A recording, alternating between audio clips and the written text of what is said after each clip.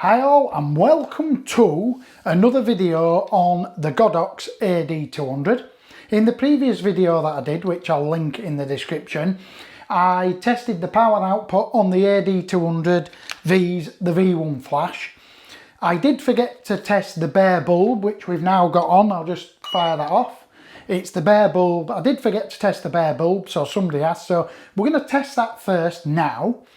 And then I'm going to also put the ad200 in this Godox 70 centimetre softbox, which I bought on Amazon. By the way, I'm pretty sure it was only £27. You got the bracket for the speed light for the softbox, and you also got the softbox. It's doubly diffused. If I pull the front off here, you'll see. I'll show you in a bit of B-roll afterwards. I'll show you the top. It's doubly diffused, and it's, for the money, it's out. It's just a no-brainer. You buy one, end of story, 27 quid, 70 centimetres, quick fold away in a little bag, fits the ad200, fits any normal speed light. It works fantastic. Anyway, without further ado, I will tell you, I've just done the test with the previous head on the normal, is it fanzel, whatever you call it, head on the ad200. Just 2 seconds. I'll just show you, just for anybody who doesn't know, that's the head. I get F25, and now I've got the bare bulb on. Now I am also going to touch this wall, and I'm going to do a full stretch span, and I can just touch the bulb, which means it's about 2 meters away. It's how I did the previous test. So what we'll do is we'll go 200 of a second, ISO 100, and I'll just press it. I'll turn it on to full power, and we know that we get F25 with that head that I've just shown you, which is a standard head. And I can't remember what the results was when we put the round head on, but remembered it dramatically killed the power. Right, I'm getting F10. F10's the number. I'll show you on there if it's still lit up. I don't know if you can see it or not. So we're getting F10. So from F25, the standard head to the bare bulb, that's dramatic. I can't quite work it out. If we go, F11 is a third of a stop, then F16 is a full stop, then I think it's F22, and then I think it's about nearly 2.5 stops, roughly 2.5 stops lost by using this round head here, by using the bare bulb. But I am going to tell you, I did just run the test in the softbox, and the results are quite considerably different, because I did think to myself, I'm never going to use this round bare bulb, because it just robs. Now if it's only doing F10 here, what's it going to do in softbox? But the results are absolutely outstanding. It's basically, I'll show you in a minute, I'm going to put now the softbox on, and I'm going to, the same distance, full arm span, so it's about 2 meters away, and I'll do a light meter reading with the bare bulb.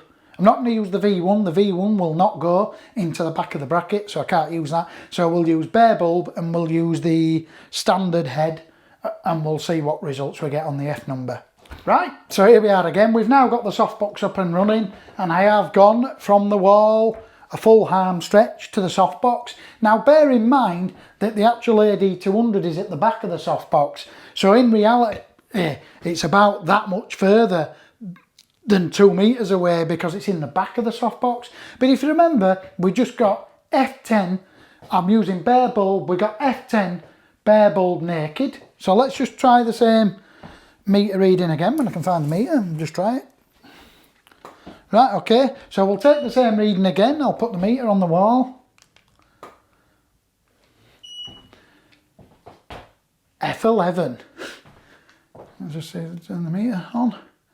F11, which is, it's actually more power running through the softbox with a double diffusion seat on than it is just naked. So it don't actually waste that much power putting it in a softbox. But let me now swap to the standard flash head. So for those of you who don't know, we're going to swap to this one now, which is like your average Joe Boggs flash, and we'll see what result that gives us. Right, I'm just swapping this head now. I've nearly done it. Thought I'd unpause the video so you've got something to watch. I'll try roughly put it in about the same place. And like I said, in reality, it's a nearly 1/4 of a metre further back. I'll just check I've not knocked the Softbox. And it's somewhere there, it's not going to kill us. So we're going to go from F11, we'll now just do a test fire.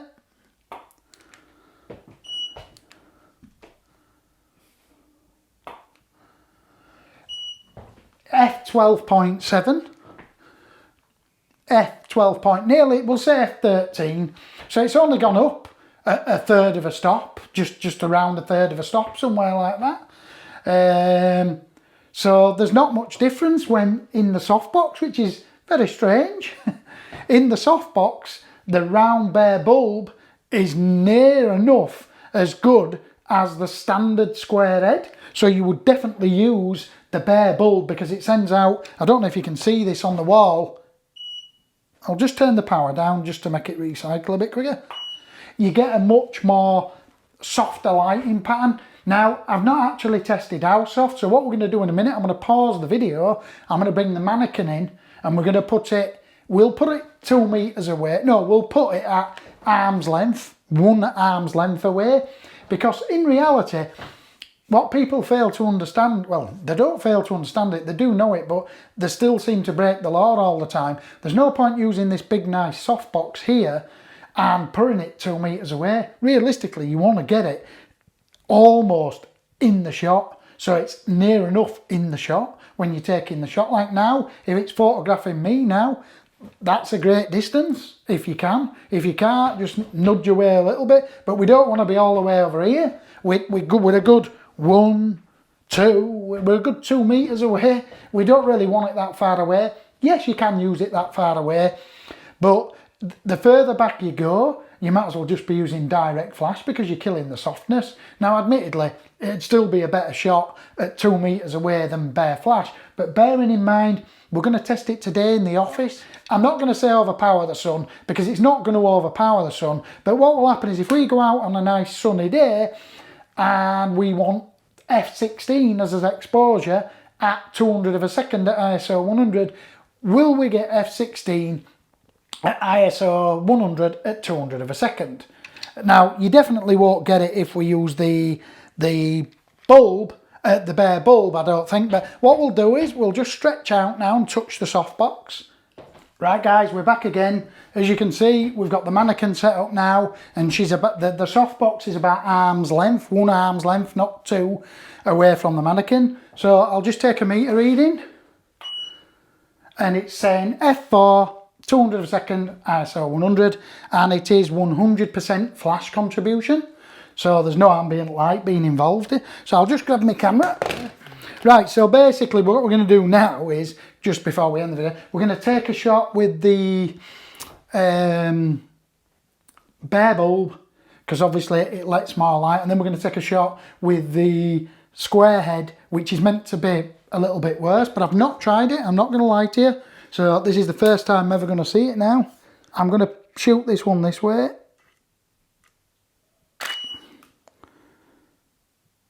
Right, okay. I'll just now swap the head on the flash.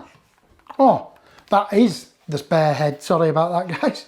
That's the square head, not the bare bulb. Anybody know where bare bulb is? I won't see it. That looks lovely just at that, let alone the anything else.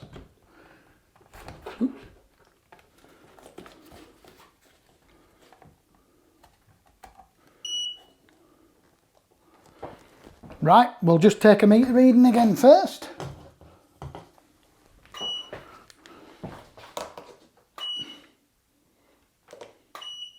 That's saying F3.6, I'll turn it up a third of a stop. F4. Right, so like I said, I've had to turn the flash up a third of a stop from the normal square head to the round bulb because it's in the softbox. If it wasn't in the softbox, I'd have had to turn it up a couple of stops near enough when I put that round bulb on, because half of the light just flies around the room. And now we'll go in for the headshot. And I'm not going to lie to you, you'll see them coming up over the computer. I can't tell the difference personally between the square head and the round. Saying that will look on the computer, I might be out there, but on the back of the camera screen, it looks absolutely 10 out of 10, stonewall, stunning on both both the bare bulb and the square head. But bearing in mind, you might as well use the round bulb anyway, because you know that it's, well, it's a third of a stop less powerful in the softbox than the square one, so why wouldn't you? But if you need to go direct flash, then definitely don't use the round bare bulb if you're doing it in the sun. You'll be okay in here probably, but if you're doing it in the sun, it's just not worth it, because you're losing too much power because it flies all over in every direction. But it's very interesting to me that in the softbox, the bare bulb is like a couple of stops. It's only a third of a stop less powerful than the square head. But if you remember, when we took the softbox off and we fired it at the wall at 2 meters away, what did we get? F10, F11 with bare bulb, and F25 with a square head. That's not just a third of a stop, that's over 2.5 stops, something like that.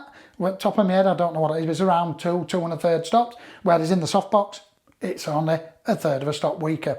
Anyway, thanks for watching. Please comment and subscribe, and I'll see you in some more Godox videos. I'm going to buy another Godox flash, and I'm going to buy the round bracket so that I can put 2 in, and we'll also do a power test there. But I think the single Godox on its own should suffice 90% of your needs. Yes, you might have it on full power in the sun through a softbox, but so what? If you don't want to use full power, then buy a second one, and then you can put them both on half power, so your recycle time's a lot quicker. Let's just actually test that before I go. Oops.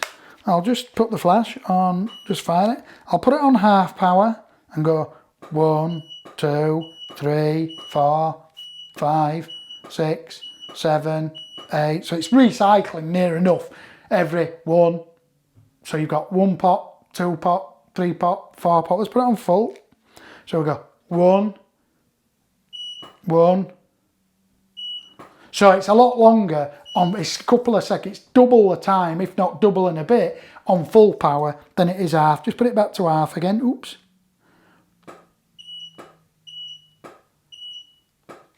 So yes, it's definitely firing a lot quicker on half power. So if you wanted F16 so you could shoot at half power and shoot quicker, then you definitely want to. But one AD200, I always wondered before I bought it, will it not overpower the sun, but will I be able to put a model or a bride, F16, back of the sky, have the beautiful puffy clouds, and use like a 70cm softbox within 1 meter or 2 meters away and get F16? Yeah, I will. Well, 2 meters away, it was F12, F13, but I could live with that anyway. Even if it was slightly under on the exposure, I could just brighten it in post. Or I could overexpose the sky a stop, which would be nowhere near blown out in a million years, and just drop the sky back down in post. And it means I can walk around lightweight with an AD200, not this big AD600 with a big battery on it and the extra weight. We can just walk around with that. And when I buy a second one, I can have that in the bag as well, just in case I need that little bit more oomph, because for some reason I need to move the softbox back. It'll work fantastic. And just before I go, I will just talk about the Godox softbox again. It's absolutely fantastic. I won't bother, let me just put the light down. I'm going to do loads of B-roll because I'm very busy today. I will just bring the camera in and stand on my D810. I'll just pull the front off, and you can see the doubly diffused there. And then if I just bend that out of the way, you'll see behind there is the bare bulb of the flash. So £26, £27, 70cm softbox. It's just a no-brainer. I'm going to order another 2. Just like I'll use them in office when I'm doing portraits and stuff like that. And it's all just velcroed on, so you can just velcro it on. Just give it a little pull up the top. Check it's all in. Give it a pull that way. And there you go. I mean, it really is a no-brainer, is the softbox as well. I was going to do a separate review on it, but there's no point because we've done it in this video. It's the first time I've actually ever used it. I was metering it the other day, but I never used it. It's the first time we've used it, so you can have a look at the quality of light on the mannequin. It's only one light. We could have really done with a fill light and a rim light, but it's not actually how to light tutorial. It's just basically the power output of the AD200. Anyway, I'll see you in the next part.